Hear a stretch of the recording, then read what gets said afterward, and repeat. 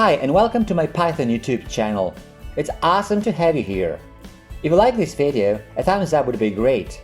And make sure to subscribe for future videos. I also have a blog at prosperocoder.com with lots of cool stuff, so feel free to check it out.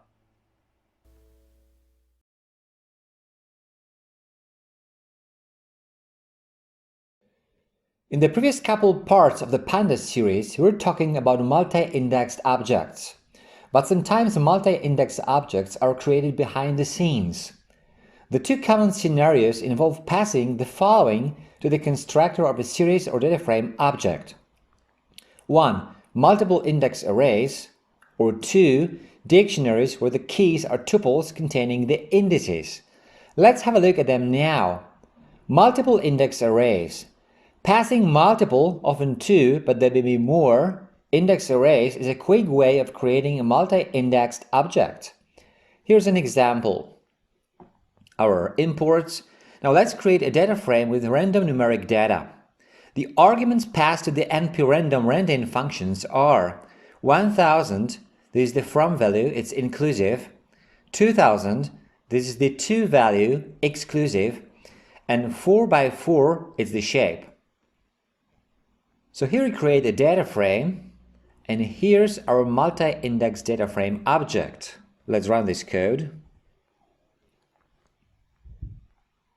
Good. Now dictionaries. The other method of implicitly creating multi-index objects is by means of dictionaries. We just have to pass the indices in tuples as keys. Here's an example. This time we'll create a series object. Let's define the dictionary with our data. So here's our dictionary. The keys are tuples. And let's use the dictionary in the constructor of a series object. So here we create a series object with this dictionary passed as an argument to the constructor of this object. And now our multi-indexed object B looks like this.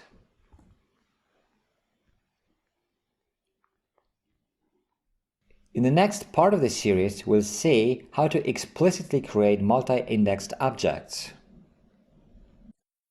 Okay, that's it for this video.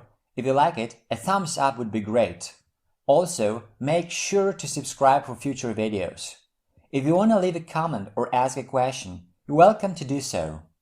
Thanks for watching.